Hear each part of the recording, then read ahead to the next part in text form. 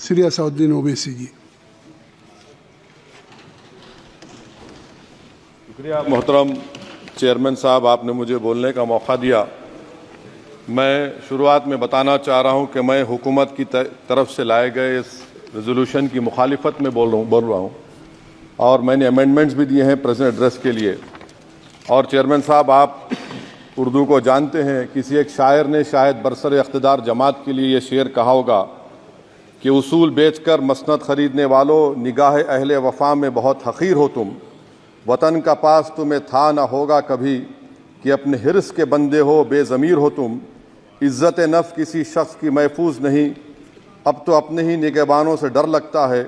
डंके की चोट पे जालिम को बुरा कहता हूँ, मुझे सूली से न जिंदानों से डर लगता है। मोहतरम चेयरमैन साहब, मैं आज इन लोगों की तरफ से बोल रहा हूँ जो दिखते तो हैं, जिनके बारे में बात तो होती है मगर उनकी कोई नहीं सुनता। मैं उनके बारे में बोल रहा हूँ जिनके बारे में वज़ीर आज़म मोदी ने कहा था कि घुसपैठी है।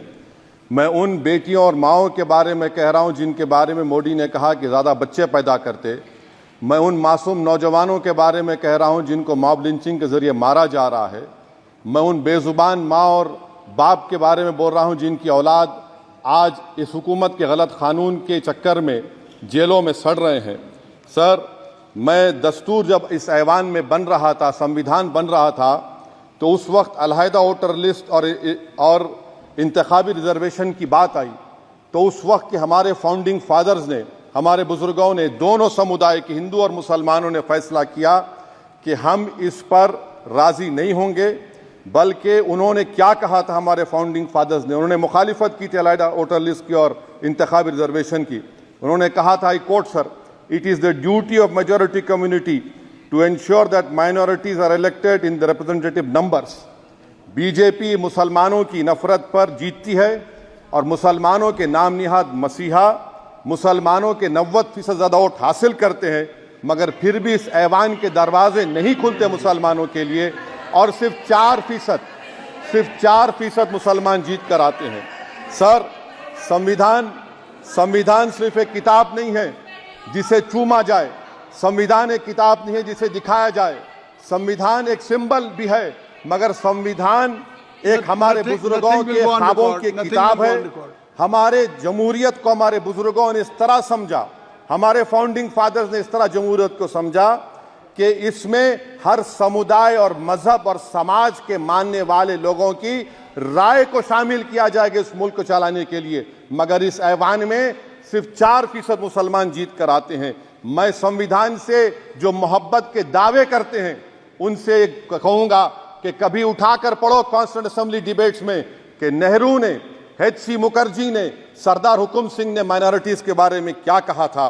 सर, वतन अजीज का मुस्तकबिल कैसा होगा जब बीजेपी मुझे गायब करना चाहती है और दीगर हिज़्ब इख्तिलाफ की पार्टियां के लिए मेरा वजूद सिर्फ वोट डालना और अपनी खबर में जाकर सो जाना है। इसीलिए आप देखते हैं कि ये समाजी इंसाफ है सर कि 4% मुसलमान जीत कर आते हैं। सर, इस ऐवान में ओबीसी समाज के एमपी अब अपर कास्ट के एमपी के बराबर हो चुके हैं।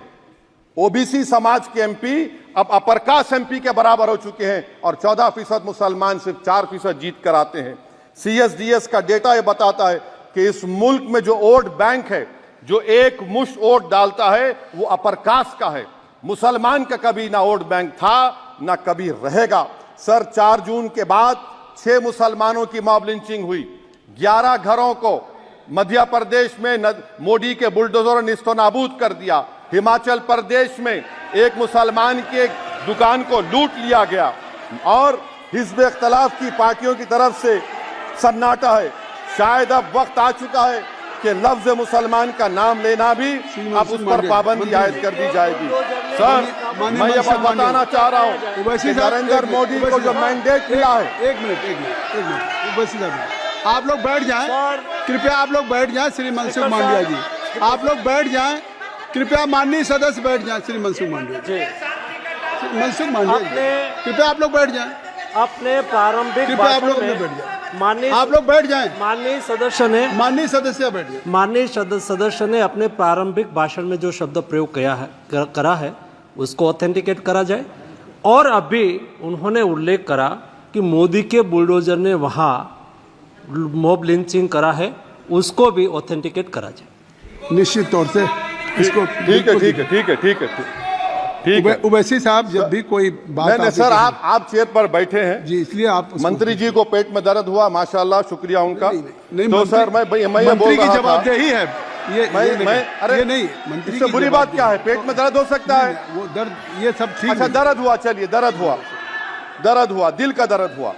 तो सर जो नरेंद्र मोदी को मैंडेट मिला है वो सिर्फ और सिर्फ मुसलमानों की नफरत पर हिंदुत्व की वजह से मिला है। I would like to say it is not Modi's in dock but every single person voted him despite his anti Muslim voice. And I would like to tell the opposition parties this is not a moral victory for you, this is a victory of majoritarianism. Everyone should contemplate and do introspection. Why is it that the OBCs and the upper caste are getting their due representation? Why are the Muslims not getting? Are we here only to vote for you and not to get elected? If that is the case, please tell us that we are only here to vote for you. Sir, आज भारत के आधे नौजवान बेरोजगार हैं और रोजगार की तालाश, बेरोजगारी का आलम यह है सर कि मोदी सरकार के 5 साल में 75 लाख एस्पिरेंट्स की जिंदगी बर्बाद हो गई, 6 पेपर लीक हुआ।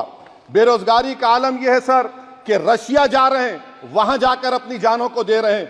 बेरोजगारी का आलम यह है कि नरेंद्र मोदी रोजगार का कैंप चलाती है नौजवानों के लिए कि तुम इजराइल में जाकर काम करो, उनको कैनन फॉडर बना रही है ताकि फलस्तीनियों की जायदादों को हड़प कर सके। ये भी कंक्लूड करें। अरे सर मेरा टाइम है, कहाँ टाइम है सर? आप ये टाइम ले लिए मेरा सर, मैं 2 मिनट दीजिए। ये विश्वगुरु की पॉलिसी है। इजराइल को 27 टन हथियार जा रहा है। 9 मिलियन भारत के लोग गल्फ में काम करते हैं, क्या असर पड़ेगा? 47,000 इजरायली फलस्तीनी मार चुके हैं। क्या है हमारी पॉलिसी सर? क्यों हथियार दे रहे हैं सर? नस्लकशी हो रही है। सदर जमहूरिया के खुतबे राष्ट्रपति के सर, मैं उसी पे बोल रहा हूं सर, उसमें लिखा हुआ है फॉरेन पॉलिसी के ऊपर, आप पैराग्राफ नंबर 25 देख लीजिए। सदर जमहूरिया में सैचुरेशन अप्रोच है। क्यों नहीं मोदी सरकार माइनॉरिटीज को फ्री स्कॉलरशिप को डिमांड करती है सर? उसको आपने बजट कम कर दिया सर। बनारस का बुनकर 18 महीने से मंडी का शिकार है, सूरत और बेंगलुरु जा रहा है सर। आखिरी बात कंक्लूड कर रहा हूं, आखिरी बात सर, पनून केस में निखिल गुप्ता, मोदी ने कहा था कि हम घर में घुसकर मारा, तो निखिल गुप्ता को किसने ऑर्डर दिया था पनून को मारने का?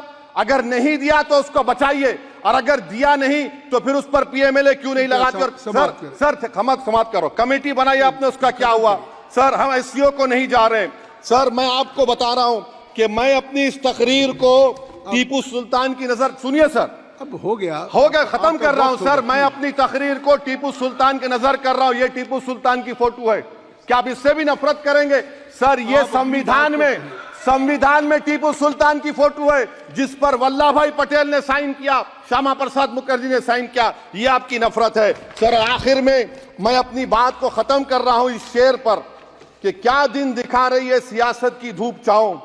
जो कल सपूत थे वो कपूतों में आ गए, थे इस कदर अजीम के पैरों में ताज थे, इतने हुए जलील के जूतों में आ गए। बहुत बहुत शुक्रिया सर।